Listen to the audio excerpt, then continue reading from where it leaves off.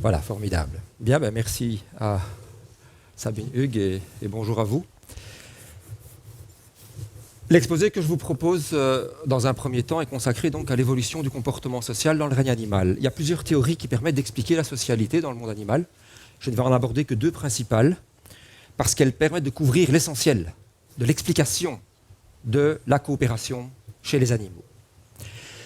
Alors, l'apparition de la coopération et de la socialité dans le règne animal est considérée comme une des 5 transitions majeures de l'évolution depuis l'existence d'organismes vivants sur la planète. Au même titre que l'apparition du code génétique et l'apparition des chromosomes, ou même que la substitution de la reproduction sexuée à la reproduction asexuée. Pourquoi est-ce une transition majeure? Pour une raison très simple.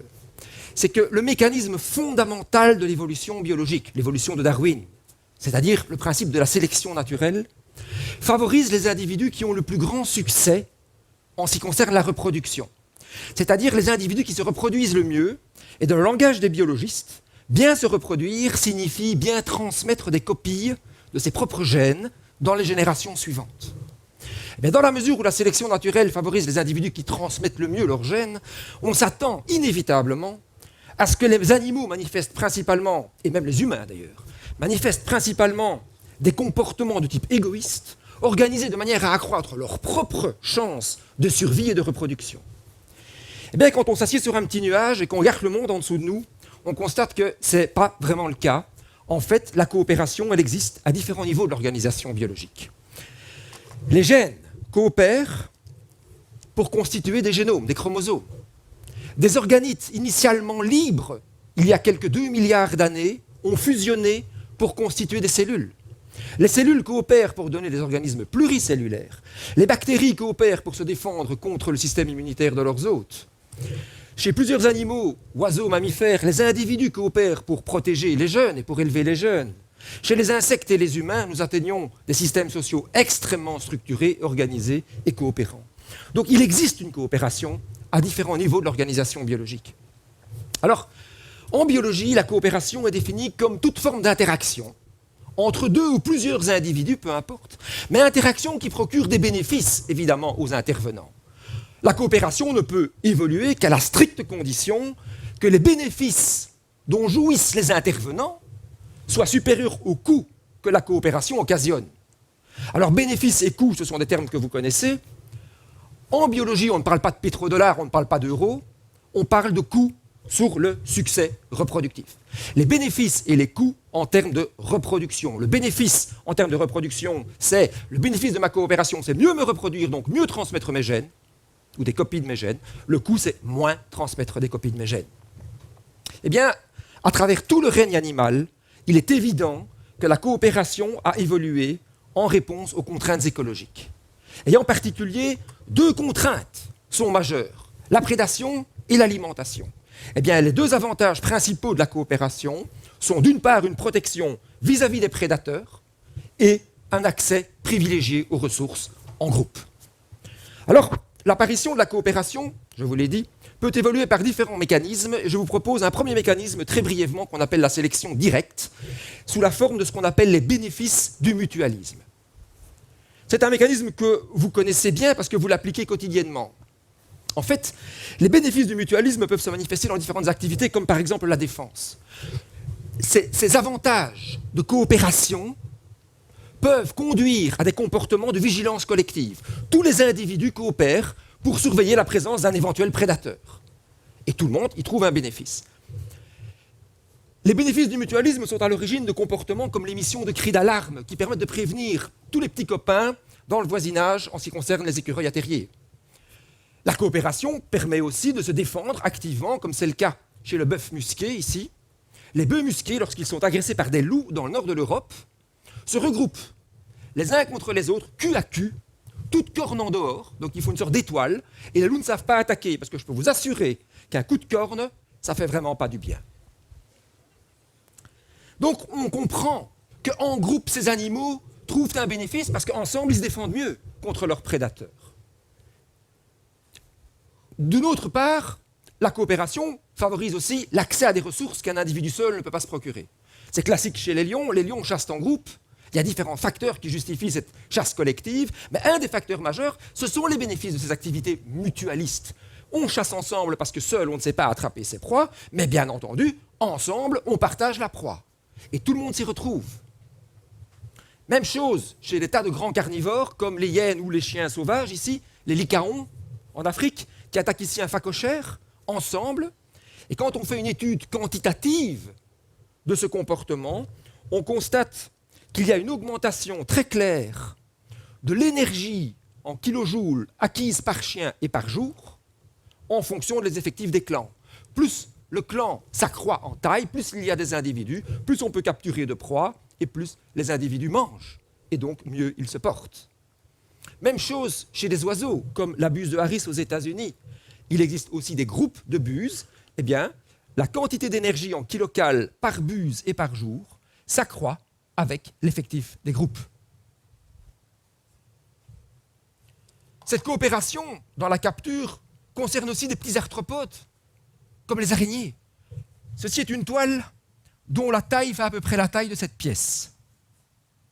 Et elle est constituée par des araignées qui sont plus petites que votre ongle.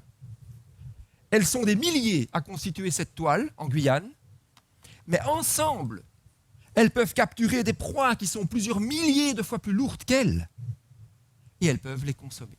Alors vous comprenez bien que les bénéfices du mutualisme, cette coopération, deux on est plus fort, à 3 ou 4 ou 5, on est plus fort en groupe pour se défendre, pour capturer des proies, est un mécanisme très simple, avec bénéfice immédiat. On partage tout de suite le bénéfice de notre activité. Il n'y a pas de tricherie, tout le monde travaille ensemble, tout le monde consomme ensemble. C'est un système très simple, et c'est sans doute le système le plus répandu dans la nature. Mais la coopération peut parfois prendre une forme beaucoup plus subtile que cela. Et ça ouvre le débat sur ce que j'appelle la sélection indirecte. Dans son expression la plus extrême, la coopération peut conduire à des comportements étonnants, qu'on appelle des comportements altruistes. Alors, attention, dans le jargon des biologistes, l'altruisme n'a rien à voir avec ce que nous entendons, nous, humains, dans notre langage classique. Pour un biologiste de l'évolution, l'altruisme est un comportement qui augmente le succès reproductif, donc le succès en termes de reproduction, de celui qui en bénéficie, tout en diminuant le succès reproductif de son auteur. J'ai mis succès reproductif par RS, parce qu'en anglais, on appelle ça reproductive success. Ça veut dire quoi? Ça veut dire que des individus vont coopérer avec d'autres individus et vont se comporter de manière altruiste, ils vont donner à d'autres, ils vont accroître le succès reproductif d'autres aux dépens de leur propre succès reproductif. Alors ça, sur le plan évolutif, c'est curieux. Et pourtant, ça existe et vous en connaissez les exemples, évidemment. L'exemple le plus spectaculaire, c'est celui de l'abeille. Comme vous le savez, lorsque la ruche est menacée, les abeilles sortent, vous piquent. Et comme les abeilles ont un dard qui est barbelé, il rentre mais il ne sort pas. Et donc l'abeille meurt quand elle veut s'en aller. Et c'est ce que vous voyez sur cette illustration. Ici, il y a quelqu'un qui a gentiment prêté son bras pour la photo. Il s'est fait piquer, le dard est là, un morceau de chair, et ceci, c'est un morceau d'intestin qui se détache du corps de la bestiole, parce qu'elle essaye de s'en aller, mais comme son dard reste planté, elle va arracher son abdomen, son ventre, et elle en meurt. Donc il y a là un sacrifice pour protéger sa colonie. Chez beaucoup d'animaux, cet altruisme se manifeste de manière peut-être moins spectaculaire, mais n'est pas forcément moins intéressant. Chez des oiseaux comme les guêpiers, chez les rataupes, c'est des petits mammifères du Kalahari, c'est des mammifères mais ils n'ont pas de poils. C'est rare, ce sont les seuls. Chez les suricates, chez les mangoustes naines, des femelles, et même des mâles, peuvent s'occuper des jeunes qui ne sont pas les leurs, mais d'un autre individu. Ils peuvent consacrer du temps et de l'énergie à élever des jeunes qui ne sont pas les leurs, mais ceux d'un congénère. C'est une forme d'altruisme, parce qu'ils consacrent du temps et de l'énergie à d'autres, aux dépens de leur propre reproduction. Et ça, c'est un des paradoxes majeurs de l'évolution. Et bien sûr, ce système atteint son paroxysme chez les insectes sociaux, les termites, les fourmis, les guêpes, les abeilles, où vous avez un ou quelques individus reproducteurs qu'on appelle les reines. Voilà une reine de termite ici, qui à force de pondre à son abdomen complètement dilaté, au départ elle est comme ça, hein, et des milliers, voire des millions d'individus qui ne se reproduisent pas. Zéro. Et pourtant, depuis des milliers d'années, les individus qui ne se reproduisent pas se reproduisent, puisqu'on les trouve à chaque génération. Ça pose un problème. Et ça a posé un problème majeur Parce que cet altruisme observé a été, pour beaucoup, un des plus importants paradoxes de l'évolution, comme je vous l'ai dit. Pour quel motif? Imaginons une population qui est composée que de coopérants. Tout le monde coopère dans la population. Et imaginons que par mutation génétique ou par migration, un immigrant qui débarque, il y a apparition d'un S selfish, égoïste dans la population. Que va-t-il se passer? Les coopérants vont donner, les égoïstes vont prendre, sans rendre la réciproque, et après quelques générations, les égoïstes vont de mieux en mieux se reproduire, ils vont transmettre le gène de l'égoïsme, s'il existe, les altruistes vont coopérer en perdant de l'énergie, en perdant du temps et en se reproduisant de moins en moins, et à terme, la population devient exclusivement constituée de S, d'individus selfish, égoïstes. Eh bien, cet aspect n'avait déjà pas échappé à Darwin, qui écrit en 1859 dans son fameux Origine des espèces, ce fameux livre sur l'origine de l'évolution, il écrit ceci: je vais me limiter ici à une particularité compliquée de mon scénario de l'évolution par la sélection naturelle, qui à première vue me paraît insolvable, et en fait fatale à toute ma théorie de l'évolution. C'est quand même pas rien.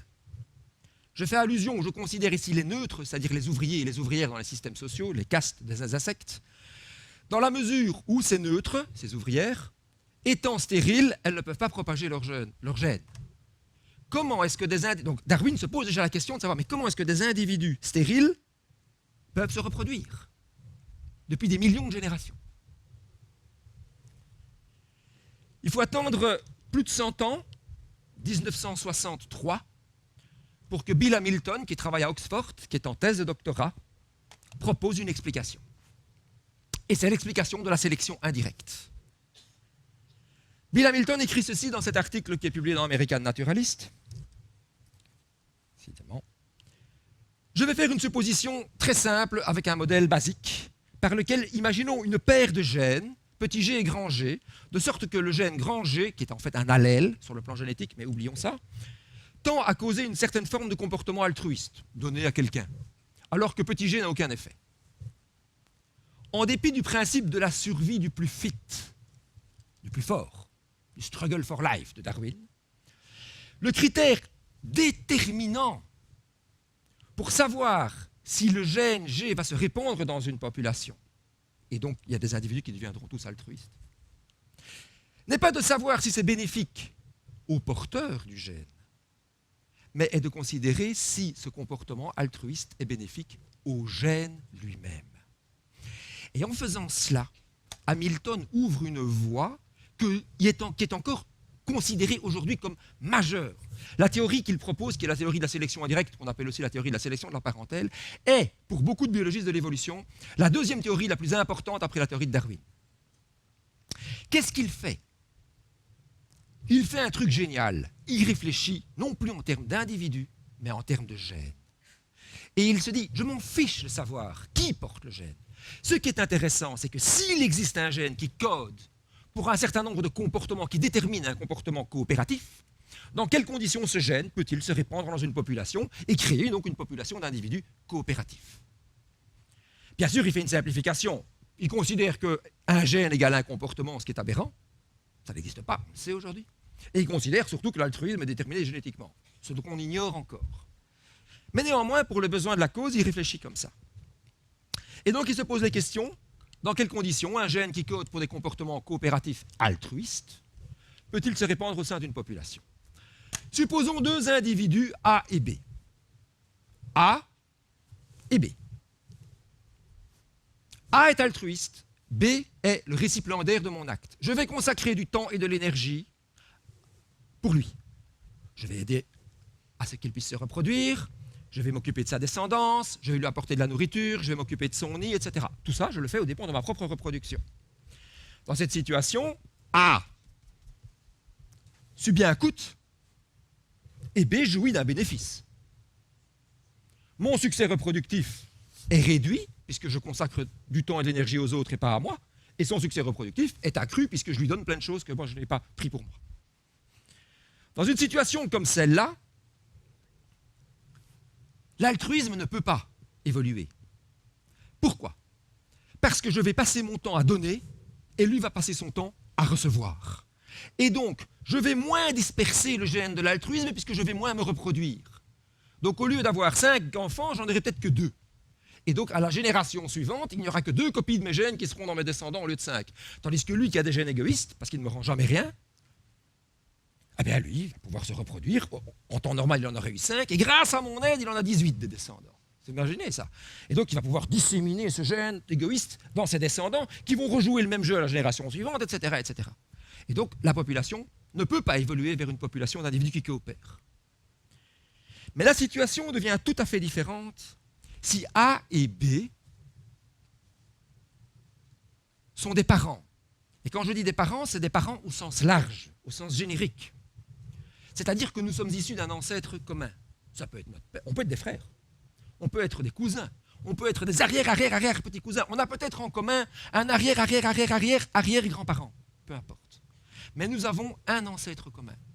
Si nous avons un ancêtre commun, et que moi j'ai hérité du gène altruiste, il existe une certaine probabilité que lui aussi l'ait hérité, puisque nous avons le même arrière-grand-père. Et si moi je l'ai hérité de mon arrière-grand-père, lui peut-être aussi.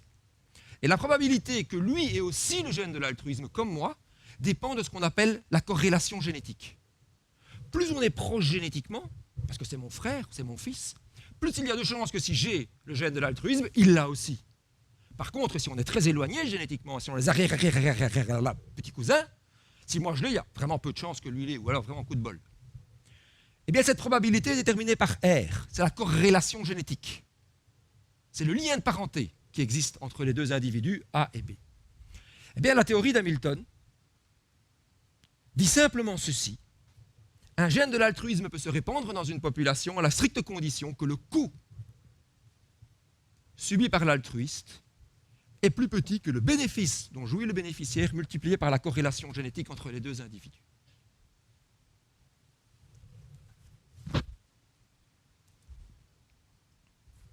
C'est le coût subi par l'altruiste. Mais n'oubliez pas qu'Hamilton se fiche des humains ou des individus, il se place au niveau des gènes. Et donc c'est le coût subi par le gène de l'altruisme. C'est-à-dire que c'est la réduction de son taux de dispersion dans la population, puisque quand je ne me reproduis pas, le gène de l'altruisme subit un coût puisqu'il n'est pas dispersé. B, c'est le bénéfice dont il jouit grâce à mon aide, c'est-à-dire c'est l'accroissement de son succès reproductif. C'est donc l'accroissement de la dispersion de ces gènes dans la population. Et R, c'est la corrélation génétique moyenne entre lui et moi, c'est-à-dire la probabilité que lui porte le gène de l'altruisme comme moi je l'ai. R. R est un concept statistique, bien entendu. Quelle est la corrélation génétique entre un parent, une maman ou un papa, et son fils? Ici, une maman et son fils. C'est 50%. J'imagine que ça, c'est quelque chose que vous avez dû voir dans vos études précédentes. N'oubliez pas, parce que j'en reparlerai plus tard, que nous sommes des individus avec nos cellules sont diploïdes, nous avons une part du génome maternel, une part du génome paternel, mais que dans nos gamètes, spermatozoïdes, ovules, réduction du système par la méiose, et qu'il n'y a plus qu'un seul jeu de chromosomes. Eh bien, dans ce système de réduction du jeu de chromosomes par la méiose, une maman est apparentée à son fils à 50%. Elle a en moyenne 50% de son génome dans son fils. Avec un demi-frère, la maman a 50% avec son fils, mais en fait, 2 demi-frères par la même mère sont apparentés entre eux à 0,5 fois 0,5, c'est-à-dire à 0,25. Vous avez un quart, en moyenne, un quart de gènes en commun avec votre demi-frère ou votre demi-sœur, par votre mère ou par votre père. Vous avez, par le même calcul, 50% de gènes en commun avec votre sœur ou avec votre frère. Avec votre cousin, c'est qui? Votre cousin, il est là. Et vous êtes ici, toujours dans le carré. Votre cousin, c'est le fils de votre oncle. Et votre oncle, c'est le frère de votre papa. Vous avez 50% de gènes en commun avec votre papa, il a 50% de gènes en commun avec son frère, et lui, il a 50% de gènes en commun avec son fils. Eh bien, au total, un demi fois un demi fois un demi, ça fait un huitième. Vous avez 0,125% de gènes en commun avec votre cousin, et vous pouvez comme ça faire des calculs tant que vous voulez. Ce que vous voyez dans cette équation, tiens, elle revient là, il faut que C soit plus petit que B fois R. Évidemment, si R est nul, à ce moment-là, il n'y a plus de sélection de la parentèle. Parce que C ne peut pas être plus petit que 0. Il faut donc que R soit toujours positif, plus grand que 0. Tant que R est plus grand que 0, la coopération par sélection indirecte peut apparaître. Évidemment, vous allez dire, oui, mais enfin, si R est tout petit, ça va être difficile d'avoir C plus petit que B fois R. D'accord. Sauf si ce tout petit R est compensé par un très grand B. Ou un tout petit C. OK. Concrètement, ça veut dire quoi? Eh bien, voilà. Prenons par exemple, prenons des frères et sœurs. Pour Hamilton, la sélection indirecte, donc la transmission de gènes de la coopération, peuvent être transmis dans une population et survivre, à la stricte condition que C soit plus petit que B fois R. Dans le cadre de frères et sœurs, il faut donc remplacer R par 1,5, ce qui veut dire que B doit être plus grand que 2C. Ça veut donc dire quoi? Ça veut donc dire que si je me sacrifie pour mon frère, il y a un gène qui code pour des comportements coopératifs qui disparaît, ce sont ceux qui sont dans moi puisque je meurs, mais ce gène pourra se répandre via mon frère, à la stricte condition que la perte chez moi soit compensée et que mon frère produise plus de 2 enfants. Si lui a plus de 2 enfants, le gène sera transmis par lui. En fait, l'idée d'Hamilton est géniale. Il est occupé à raisonner en se disant qu'en fait, un gène qui code pour un comportement altruiste peut être transmis par l'altruiste, mais il peut être transmis par n'importe qui d'autre qui le possède. Et il ouvre son raisonnement dans un seconde idée géniale, où plutôt que de ne regarder que le comportement altruiste avec un gène qui code pour des comportements altruistes, il va s'ouvrir à tout le génome. Et il va se dire, mais non de doom. Tous les gènes sont en conflit les uns avec les autres pour être transmis le plus possible. En fait, la sélection naturelle, elle agit sur les gènes. Et mon raisonnement par rapport à mon gène, là, de la coopération, il va aussi pour tous les autres gènes, couleur des cheveux, couleur des yeux, tout ce que vous voulez. Et à ce moment-là, il ouvre le concept de succès reproductif en le définissant comme la somme du succès reproductif direct d'un individu. Mon succès reproductif direct, c'est les descendants que je donne, et c'est donc toutes les copies de mes gènes que je donne dans ma propre reproduction, plus le bénéfice qu'il tire de la reproduction d'un tiers, dès lors que ce tiers a des gènes en commun avec lui. Mon succès reproductif, c'est ce que je peux produire comme descendant, c'est le nombre de copies de gènes que je transmets directement via ma propre reproduction, mais c'est aussi le nombre de copies de gènes que je transmets via lui parce que je l'ai aidé et que c'est mon frère. Et que dès lors qu'il est mon frère, on a un certain nombre de gènes en commun. 50% de notre génome en commun. Et quand lui se reproduit mieux, il transmet des copies de mes gènes, puisqu'on est frères. Et donc, il y a un bénéfice génétique indirect, pour autant qu'il y ait une corrélation génétique entre les individus. Et je vous signale que les animaux qui ont atteint le plus haut degré de socialité dans le monde animal, c'est-à-dire les abeilles, les fourmis et les guêpes, sont constitués de sociétés dans lesquelles 90% ou 90, % et plus des individus ne se reproduisent jamais. Ils n'ont que du bénéfice indirect, puisqu'ils sont stériles.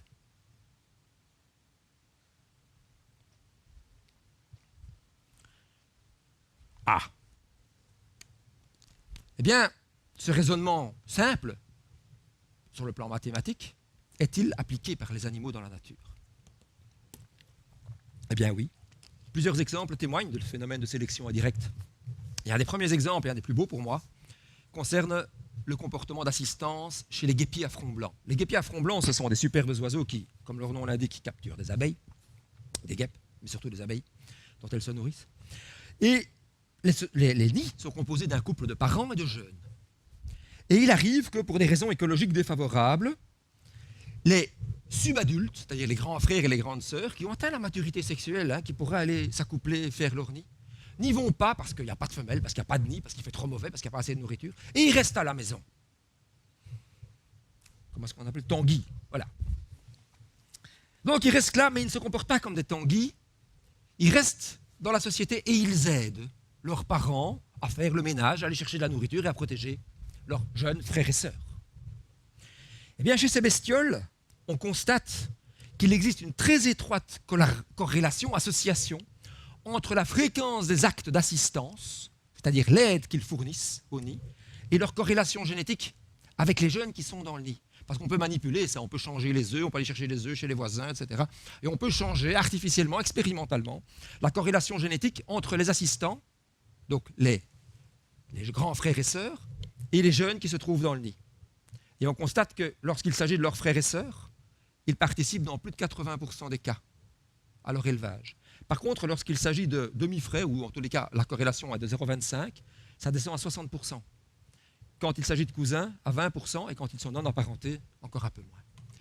Les animaux ajustent donc l'intensité de leur activité, leur contribution à la corrélation génétique qu'ils ont avec les récipiendaires. Ça veut dire qu'ils sont capables de reconnaître leur degré de corrélation génétique. Moi, je ne suis pas sûr que si je croise dans la rue mon arrière-cousine que je n'ai jamais vue, je suis capable de dire « Ah, mais c'est mon arrière-cousine.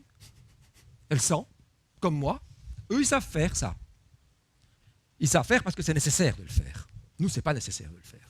En fait, des résultats tout à fait comparables ont été observés chez des tas d'oiseaux comme le jet de Floride, chez des mangoustes naines, et même chez le martin chasseur. Ce n'est pas un martin pêcheur, c'est un martin chasseur.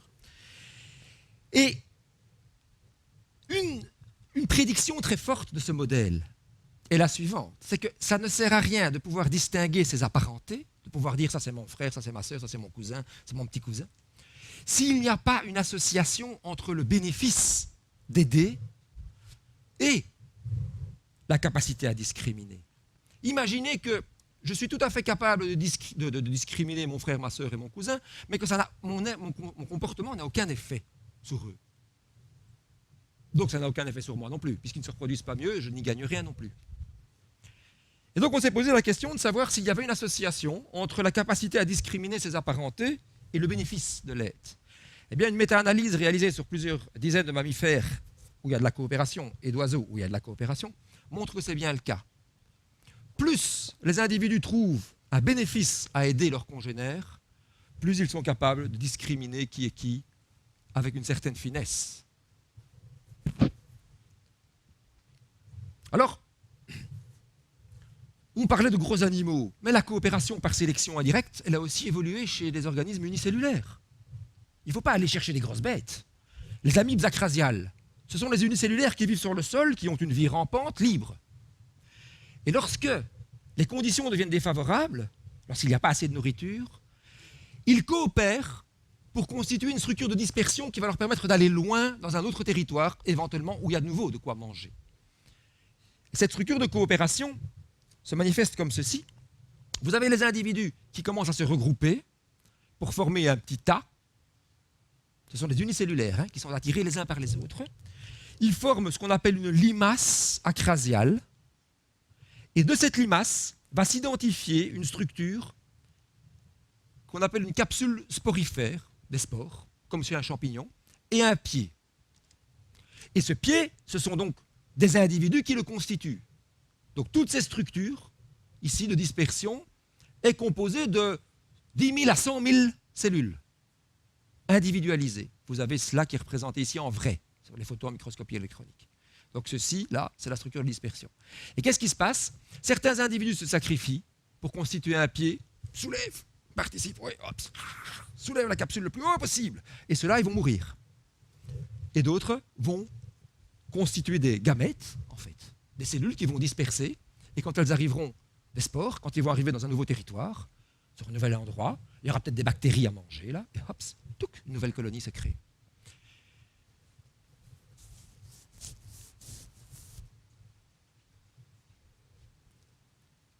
Eh bien,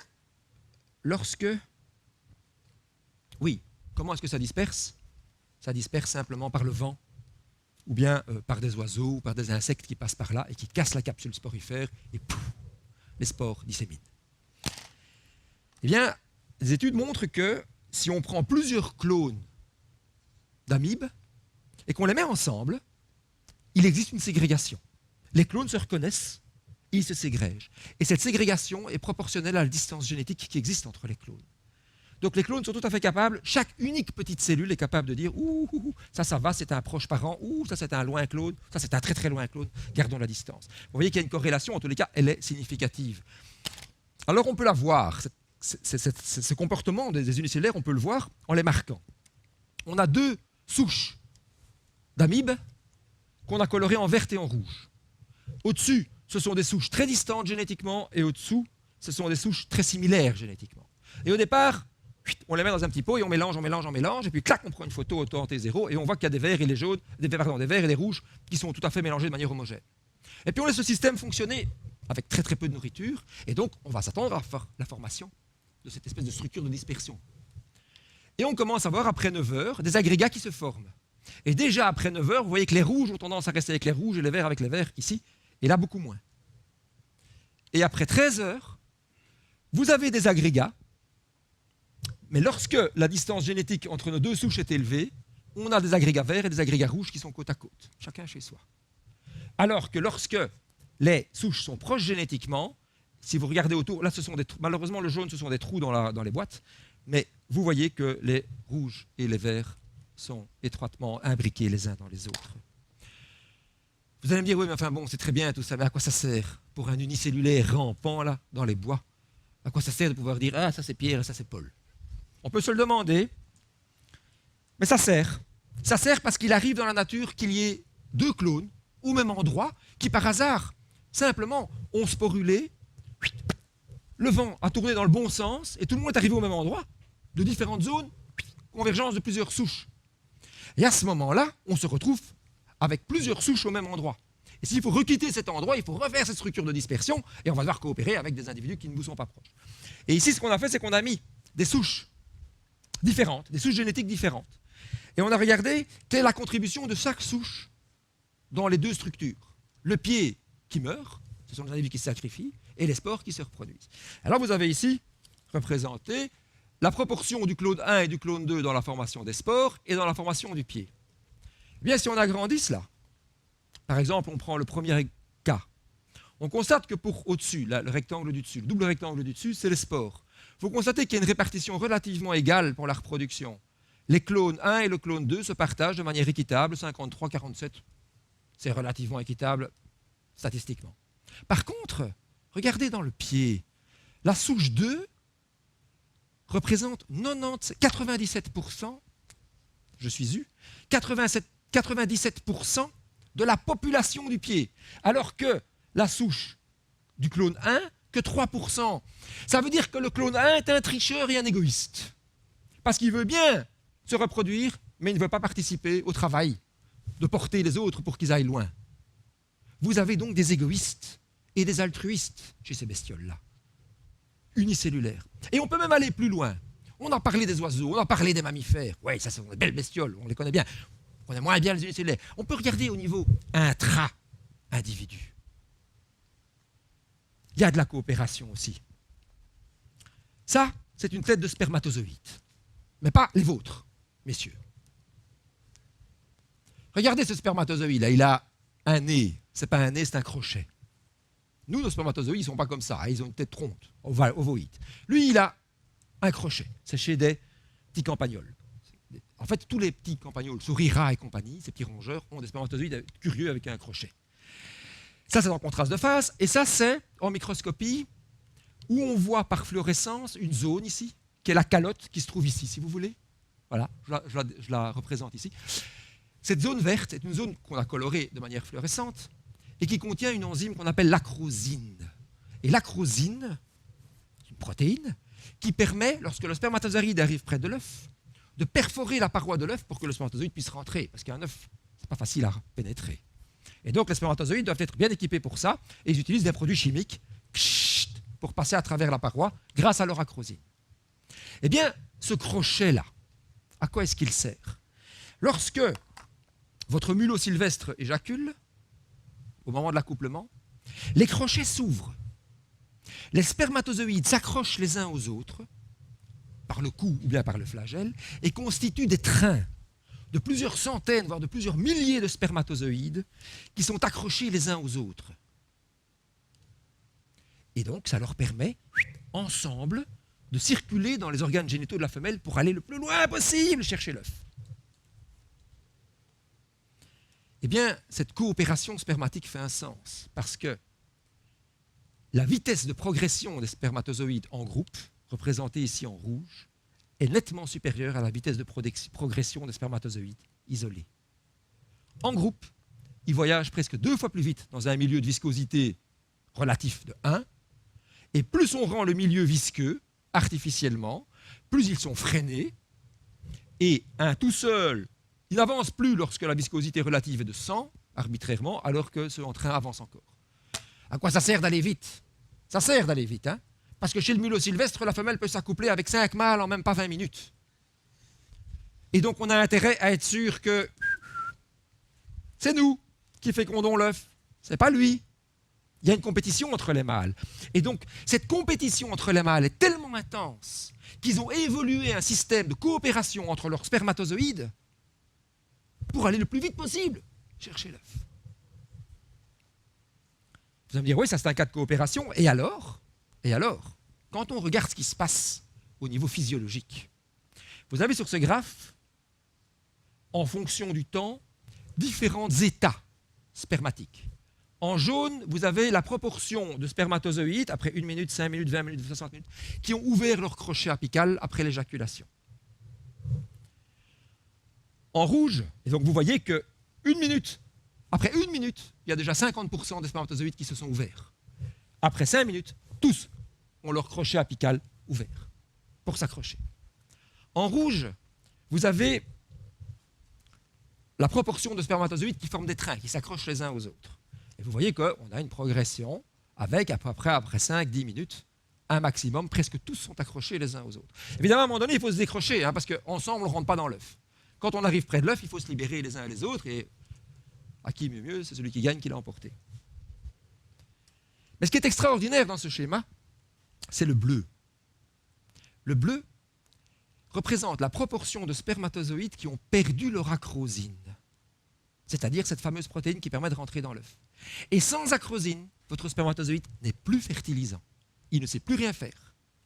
Et vous voyez qu'après 60 minutes, la moitié des spermatozoïdes ont perdu leur acrosine.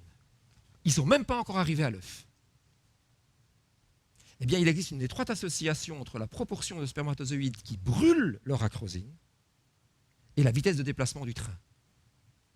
Plus le train va vite, plus il y a des individus qui brûlent leur acrosine. En d'autres termes, vous avez des spermatozoïdes qui se sacrifient en recyclant l'acrosine en énergie pour pousser le train de spermatozoïdes, pour l'emmener le plus loin possible près des œufs ou près de l'œuf à féconder. Et donc dans ce train de spermatozoïdes, à peu près la moitié des spermatozoïdes se sacrifient comme moteur pour emmener le train vers les œufs. Si ça, ce n'est pas de l'altruisme, je ne sais pas ce que c'est.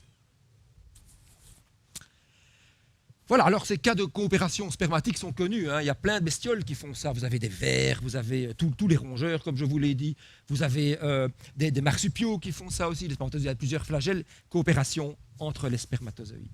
Ce que je voudrais vous montrer ici, c'est que l'on travaille à l'échelle intra-individuelle, au niveau spermatique, que l'on travaille à l'échelle d'unicellulaire, que l'on travaille à l'échelle d'insectes sociaux, comme les abeilles, les fourmis, les guêpes, les termites, que l'on travaille à l'échelle des oiseaux, que l'on travaille à l'échelle des mammifères, que ce soit les lions, que ce soit les primates. La sélection de la parentèle est un mécanisme majeur de la coopération.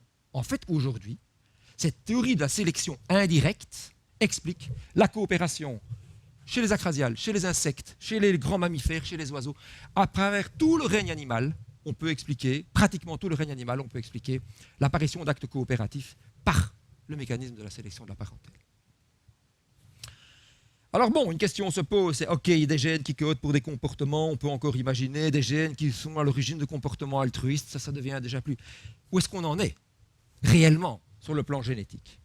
On n'en est pas très loin. Pour être tout à fait honnête, on ignore si les comportements altruistes et coopératifs ont une origine génétique ou pas. On l'ignore. On n'a pas trouvé les gènes qui pourraient influencer cela. De même, on ne sait pas s'il y a des gènes. Peut-être qu'il n'y en a pas. Personne ne sait. Mais ce qu'on sait quand même, c'est que le comportement social est influencé par des gènes.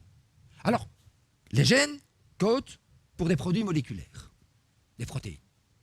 Et ces protéines circulent, et dans le cerveau, ce sont ces protéines qui vont influencer les comportements. On ne peut pas dire un gène détermine un comportement. On peut dire un gène produit des substances qui vont agir sur le cerveau, qui va induire un comportement.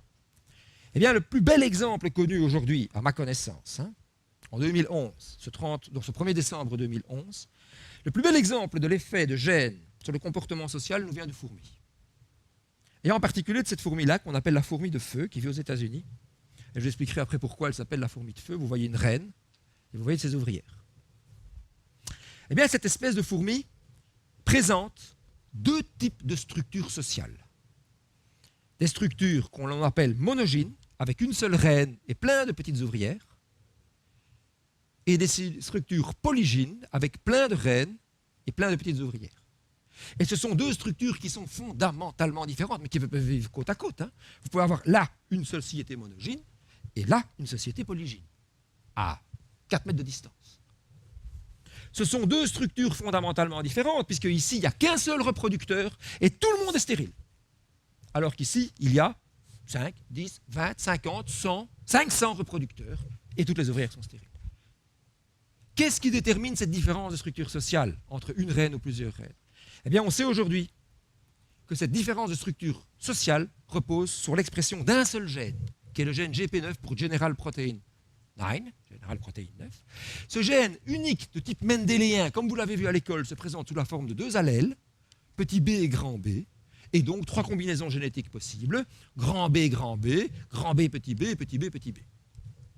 Ça, c'est de la génétique de petit pois de Mendel. Toutes les femelles petit b, sont inviables. Elles meurent. Donc, on n'a plus que des reines, grand B et grand B, petit b.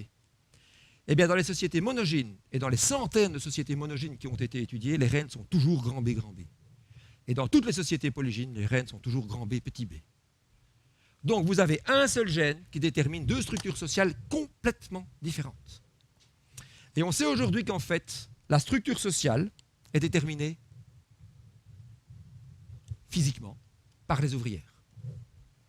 Les ouvrières grand B, rouges, n'acceptent qu'un seul type de reine dans leur colonie, les reines grand B. Tout ce qui n'est pas grand B est éliminé. Si quelqu'un veut rentrer, tu n'as pas grand B, salut. Mais les pires, ce sont les vertes. Parce que les ouvrières grand B, petit b, hétérozygotes, éliminent tous les individus dépourvus de l'allèle petit b. Ça veut dire que les ouvrières BB, grand B, petit b, sont capables, chez elles, de dire « elle a l'allèle petit b, elle peut rentrer. Elle n'a pas l'allèle petit b, dehors, et je la tue. » Elles sont donc capables de distinguer chez les autres qui a un allèle, s'il est grand B ou s'il est petit b. C'est ce qu'on appelle l'effet barbe verte.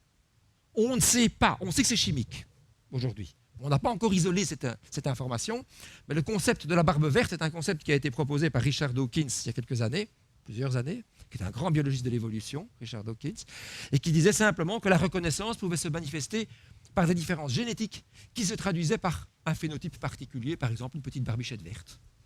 Tous ceux qui ont une petite barbichette verte, ce sont mes copains, ils peuvent rentrer, tous ceux qui ne l'ont pas, salut.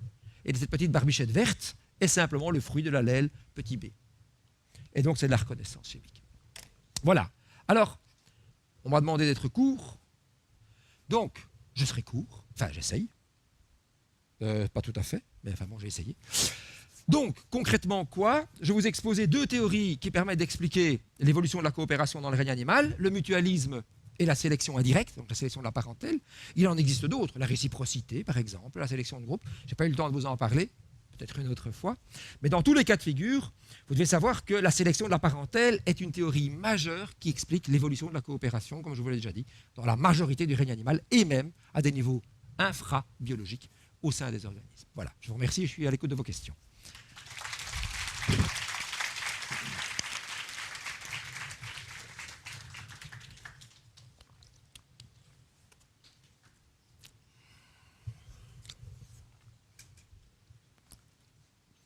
Je vois une main, mais je ne suis pas sûr.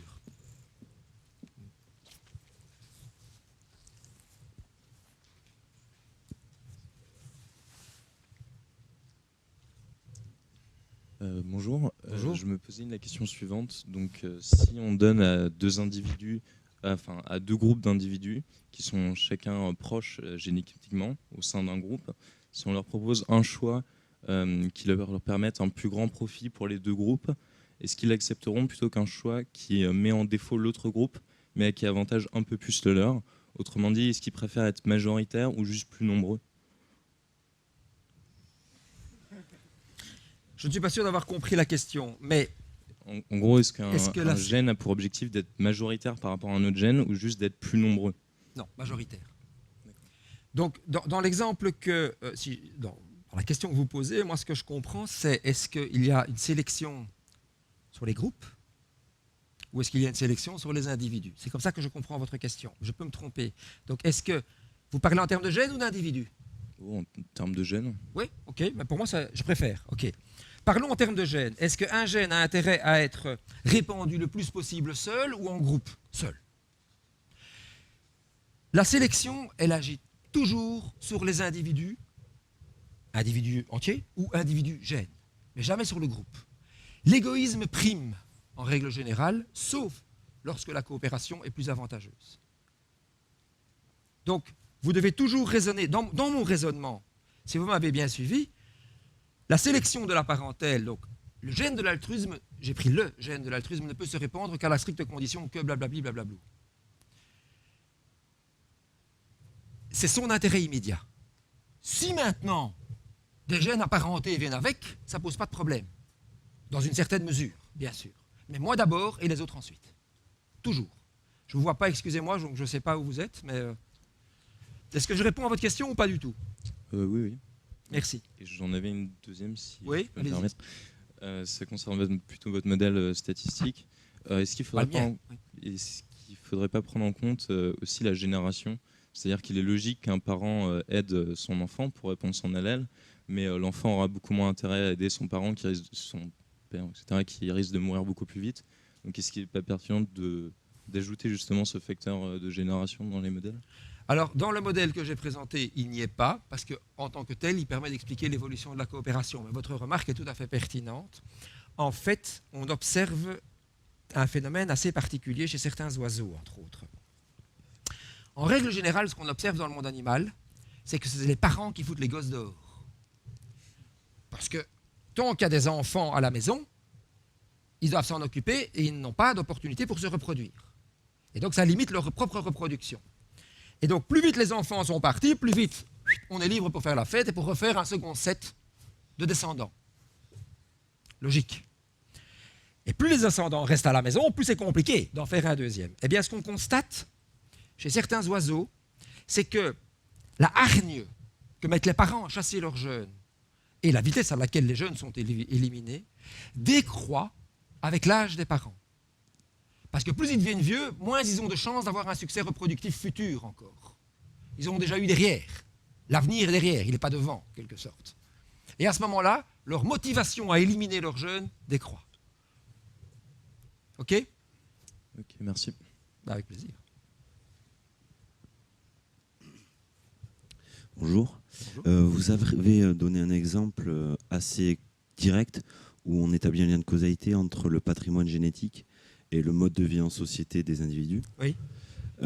Première question, est-ce que, bien que votre démarche soit purement analytique, est-ce que vous n'ayez pas peur qu'à plus grande échelle et dans un laps de temps relativement long, ça puisse entraîner des démarches, on peut dire politiques, un petit peu dérangeantes? C'est tout le problème de la sociobiologie. La sociobiologie est une discipline qui a émergé dans les années 1975, et qui a pour démarche de considérer qu'il y a dans les comportements animaux une part génétique. Et cela a été récupéré à des fins politiques, vous avez tout à fait raison, à des fins de racisme, à des fins diverses et multiples, plus malsaines les unes que les autres. Bien sûr, ça a été récupéré à cette fin-là. Mais il ne s'agit pas de ça ici, hein, bien entendu. Mais ça peut être récupéré, oui, ça l'a été pendant de nombreuses années. On a considéré que la sociobiologie était un véritable danger pour notre système social. Il n'empêche qu'aujourd'hui, on ne peut pas nier l'apport de la sociobiologie à notre compréhension du fonctionnement du système animal, vivant même vivant. Il y a de la coopération chez les plantes. Et on a remarqué que chez les plantes apparentées, côte à côte, poussent plus vite que les plantes étrangères côte à côte. Donc, je veux dire, ces modèles biologiques s'appliquent, sont vérifiés empiriquement. même n'en déplaise à certains politiques. Mais ça a été récupéré, bien entendu, ça a été récupéré. J'avais une deuxième partie à ma question. Oui. Vous parlez beaucoup de gènes, d'allèles et de comportements. Et dans votre exposé, il n'y a absolument aucune partie qui est consacrée à l'acquis. Oui. Et je voulais savoir si ça faisait partie de l'éventail de vos recherches ou si c'était malheureusement trop compliqué à mettre en évidence pour être étudié. Oui, en fait, bon, on m'a donné 40, j'en ai pris 50 déjà. Hein. On m'aurait dit, vous avez tout l'après-midi, oui, je donne des cours sur l'évolution du comportement animal. Et dans ce cours que je donne, il y a 3 heures qui sont consacrées rien qu'à l'origine génétique. Et je vous démontre que quand je modifie des gènes, le comportement change, ce que je n'ai pas le temps de faire ici. Mais je consacre aussi 3 à 4 heures à l'apprentissage, 3 à 4 heures aux hormones. Donc, bien entendu qu'il n'y a pas que la génétique. Bien entendu. Hein. Il y a les hormones, il y a l'apprentissage. Et l'apprentissage est un facteur important au niveau social aussi. On connaît par exemple des espèces. En fait, oui. On a pu constituer des souches de souris, de laboratoire. Pas moi, hein, des Japonais. Bon. Et ces souches sont rigoureusement les mêmes à un seul gène près. Un seul. H2K et H2B, si je me souviens bien. Peu importe. Et lorsque on regarde les accouplements, le choix du partenaire sexuel, ça c'est la manip, on a donc des descendants d'une souche et de l'autre. Un seul gène différent.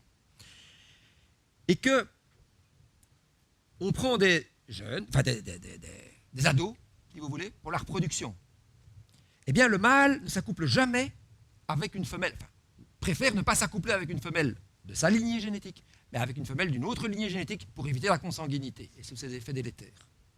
Très bien. Est-ce génétique ou est-ce acquis? Eh bien, lorsqu'on prend un mâle qui vient de naître de la souche 1 et qu'on le fait élever par une femelle de la souche 2, et donc il tète le lait de la femelle de la souche 2, il s'inspire de l'odeur de la femelle de la souche 2, à l'âge adulte, en situation de choix, il préférera s'accoupler avec une femelle de sa propre souche, donc la consanguinité. Donc ça veut dire qu'il aura appris à reconnaître l'odeur de sa mère comme un référent pour ses comportements futurs, et il s'orientera dans son choix sexuel vers une femelle qui ne porte pas la même odeur que ce qu'il considère comme sa mère qu'il a élevée, et donc il va aller s'accoupler avec une sœur.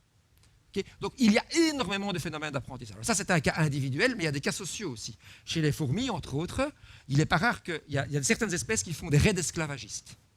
Je n'en parle pas dans mon talk après, mais je vous le dis maintenant. Il y a des fourmis qui vont capturer des fourmis d'une autre colonie, les ramener chez eux, d'autres espèces, carrément, une autre espèce, les ramener chez eux et les faire travailler. Et eux ne foutent rien, hein. Ils attendent que ça se fasse. Et ce sont les autres qui bossent comme des ânes. Eh bien, ces fourmis qui travaillent là apprennent, elles sont capturées à l'état de cocon en fait. Ils ne les ramènent pas adultes, ils les ramènent à l'état de cocon. Et ces fourmis éclosent dans le nid parasite, celui qui les a rendues esclaves. Et donc, elles grandissent, c'est un monde d'odeur, vous savez ça, et donc elles se considèrent chez elles. Et donc elles-mêmes vont aller piller leur propre espèce pour les ramener au nid. Donc elles se considèrent comme appartenant à une espèce A alors qu'elles sont d'une espèce B. Et ça, c'est purement acquis, quoi. Ça va? Est-ce que j'ai un peu... Oui, oui. Merci.